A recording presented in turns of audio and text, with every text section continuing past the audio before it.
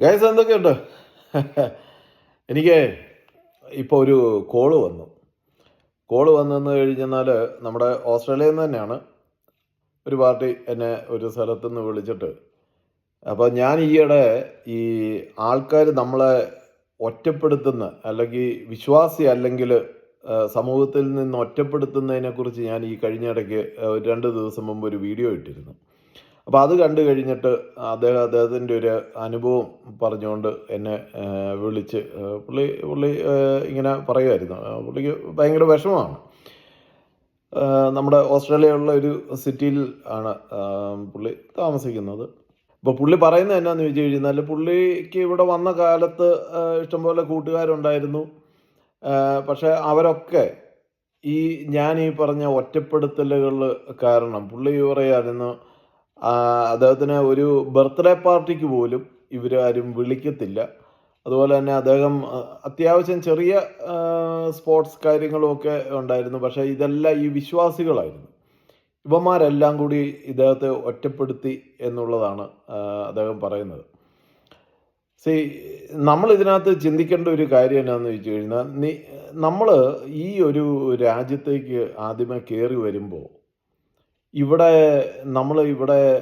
പള്ളി ഉണ്ടെന്നോ അല്ലെന്നുണ്ടെങ്കിൽ ഇവിടെ ഏതെങ്കിലും മത സംഘടനകൾ ഉണ്ടെന്നോ ഈ മതയോളികൾ നോക്കിയല്ല നമ്മൾ ഈ രാജ്യത്തേക്ക് കയറി വരുന്നത്, അല്ലേ?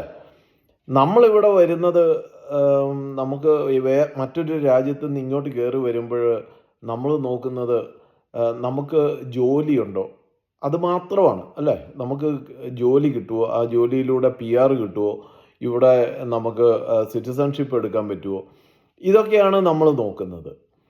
അതായത് നമ്മൾ അവിടുന്ന് കയറി പോരുമ്പോൾ ഈ പറഞ്ഞ ഇവിടെ പള്ളി ഉണ്ടെന്നോ അമ്പലം ഉണ്ടെന്നോ അല്ലെങ്കിൽ ഒരു തരത്തിലുള്ള മതത്തിൻ്റെതായ ഒരു സംഭവങ്ങളും നമ്മൾ നോക്കാറ് പോലുമില്ല, അല്ലേ? ഒറ്റയ്ക്ക് വഴിവെട്ടി അതിലൂടെ തേര് തെളിച്ച് പോകാനായിട്ടാണ് നമ്മളെല്ലാവരും നമ്മുടെ കുടുംബമായിട്ട് ഇങ്ങോട്ട് വരുന്നത്, അല്ലേ? അപ്പോൾ നമ്മളെ ആരാണ് ഈ ഒറ്റപ്പെടുത്തുന്നത്? നമ്മൾ ഒറ്റയ്ക്കല്ലേ ഇങ്ങോട്ട് വന്നത്, ഈ രാജ്യത്തേക്ക് വന്നത്. എന്തിന് നമ്മൾ ഈ പറഞ്ഞ വിശ്വാസികളുടെ കൂട്ടത്തിൽ കൂടണം?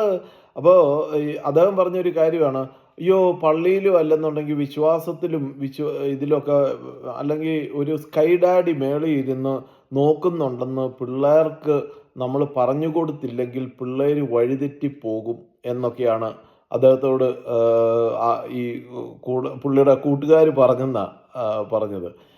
നിങ്ങളൊന്ന് ആലോചിച്ച് നോക്കിയത്, പൂജപ്പുര സെൻട്രൽ ജയിലിൽ കിടക്കുന്നത് മുഴുവൻ നിരീശ്വരവാദികളാണോ അതോ യുക്തിവാദികളാണോ? അവിടെ കിടക്കുന്നത് മുഴുവൻ വിശ്വാസികളല്ലേ? അവിടെ അമ്പലവും പള്ളിയും അല്ലെങ്കിൽ അതിനുള്ള ഈ പുരോഹിതന്മാർ വരെയും ചെന്ന് അവിടെ അവർക്ക് അവരുടെ മതപരമായിട്ടുള്ള കാര്യങ്ങൾ ചെയ്തു കൊടുക്കുന്നുണ്ട്. അത് ഈ ലോകത്തുള്ള ജയിലുകൾ മുഴുവൻ നോക്കൂ, ഈ ജയിലിൽ കിടക്കുന്ന മുഴുവൻ ഈ വിശ്വാസികളല്ലേ? അപ്പം മതം എന്ത് ധാർമ്മികത കൊണ്ടുവരൂ എന്നാണ് പറയുന്നത്? നമ്മളൊന്ന് ചിന്തിച്ചു നോക്കിയേ. മതം ഒരു ധാർമ്മികതയും കൊണ്ടുവരുന്നില്ല. ഈ ധാർമ്മികത മുഴുവൻ മതം അഡാപ്റ്റ് ചെയ്തതാണ്. അതായത് മനുഷ്യനിൽ അന്തർലീനമായി ഉറങ്ങിക്കിടക്കുന്ന മറ്റുള്ളവനെ സഹായിക്കാൻ ഉള്ള വാസനയെ, ആ വാസന മതമാണ് കൊണ്ടത്. ഇപ്പം ഉദാഹരണത്തിന് നമ്മുടെ ക്രിസ്ത്യാനിറ്റിയിൽ നോക്കുകയാണെങ്കിൽ ശത്രുക്കളെ സ്നേഹിക്കൂ അല്ലെങ്കിൽ അയൽവക്കക്കാരെ സ്നേഹിക്കൂ എന്ന് യേശു പറയുന്നുണ്ട്. ഈ യേശു എന്നാ വന്നേ? 2000 വർഷമല്ലേ ആയുള്ളൂ. ഈ യേശുവിന് മുമ്പ് അവിടെ ആരും സ്നേഹിക്കുന്നില്ലായിരുന്നു? അവിടെ സ്നേഹിക്കുന്നുണ്ടായിരുന്നു. അതായത് തൻ്റെ മനുഷ്യരെ സ്നേഹിക്കുക എന്നുള്ളത് പണ്ടും നടക്കുന്നുണ്ട്. യേശുവിനൊക്കെ മുമ്പേ ഇത് സംഭവം നടക്കുന്നുണ്ട്. അത് യേശു പറയുന്നതിന് ശേഷമല്ല ഈ ശത്രുക്കളെ സ്നേഹിക്കാനും അല്ലെങ്കിൽ അയൽവക്കത്തുള്ളവരെ സ്നേഹിക്കാനും ഒക്കെ മനുഷ്യൻ പഠിക്കുന്നത്. അപ്പോൾ അതുകൊണ്ട് ഈ ധാർമ്മികത ഒരിക്കലും മതം കൊണ്ടുവരുന്നതല്ല, അത് മതം അഡാപ്റ്റ് ചെയ്തതാണ്. അത് ആദ്യമേ മനസ്സിലാക്കുക.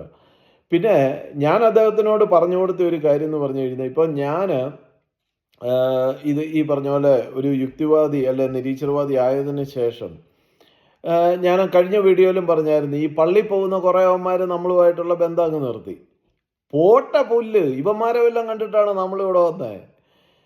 നമുക്ക് ഇഷ്ടമുള്ള നമ്മുടെ കാര്യങ്ങൾ നമ്മൾ ചെയ്തു കഴിഞ്ഞാൽ അതിനോട് ഇഷ്ടപ്പെടുന്ന കുറേ ആൾക്കാർ നമ്മുടെ കൂട്ടത്തിൽ കൂടും. ഉദാഹരണത്തിന് ഞാൻ ഒരു കാര്യം പറയാം. എനിക്കൊരു ബൈക്ക് ക്ലബ്ബുണ്ട്, നിങ്ങൾക്കറിയാമല്ലോ. എൻ്റെ കൂട്ടത്തിൽ ബൈക്ക് ഓടിക്കാൻ വരുന്ന കുറേ കൂട്ടുകാരുണ്ട്. അവരുമായിട്ട് സഹവർത്തിക്കുക. 4 വീൽ ഡ്രൈവിന് പോകുന്ന കുറേ ആൾക്കാരുണ്ട്, അവരുമായിട്ട് സഹവർത്തിക്കുക. ഈ വിശ്വാസികൾ, ഈ ഈ കൊടിയ വിശ്വാസികളാണ് നമ്മൾ ഈ ഒറ്റപ്പെടുത്താനും നമ്മളെ ഒഴിവാക്കാനും ഒക്കെ ശ്രമിക്കുന്നത്. അല്ലാതെ മര്യാദയ്ക്ക് പോകുന്ന കുറേ വിശ്വാസികളുണ്ട്. പള്ളിയിലൊക്കെ പോവും, പക്ഷേ പള്ളിക്ക് അടിമയല്ല. ഈ അടിമകളാണ് ഈ പറഞ്ഞ പണികളൊക്കെ ചെയ്യുന്നത്. അടിമയല്ലാത്ത കുറേ നല്ല മനുഷ്യരുണ്ട്. അവർ നമ്മളെ ഇപ്പം എൻ്റെ കൂട്ടത്തിൽ എന്നെ ഇഷ്ടപ്പെടുന്ന, എന്നെ അക്സെപ്റ്റ് ചെയ്യുന്ന പള്ളി പോകുന്ന ആൾക്കാരും ഉണ്ട്. അപ്പോൾ നമ്മൾ നമ്മളായിരിക്കുക, നമ്മളുടെ കർമ്മങ്ങൾ ചെയ്യുക, നമ്മളുടെ ഹോബികളുമായിട്ട് നമ്മൾ എൻജോയ് ചെയ്ത് പോവുക. ആള് തന്നെ വരും. അപ്പം എനിക്ക് ഇതുപോലെയുള്ള വേറെയും 1-2 കോള് നേരത്തെ കിട്ടിയിട്ടുണ്ട്. അപ്പം നിങ്ങളോടൊക്കെ പറയാനുള്ളതെന്ന് പറഞ്ഞു കഴിഞ്ഞാൽ, ഒരു പുല്ലനെ നോക്കേണ്ട കാര്യമില്ല. നമ്മൾ ഈ രാജ്യത്ത് വന്നത് ഒറ്റയ്ക്കാണ്. ഒറ്റയ്ക്ക് ഞാൻ നേരത്തെ പറഞ്ഞ പോലെ വഴിവെട്ടി തേര് തെളിക്കാൻ വേണ്ടിയിട്ടാണ്. നമ്മൾ തെളിച്ചു പോവുക. നമ്മുടെ കൂട്ടത്തിൽ നമ്മുടെ രഥത്തിൽ കയറാൻ ആളുകൾ വന്നോളും. ഒരു വിഷയവും ഇല്ല. ധൈര്യമായിട്ടിരിക്കുക.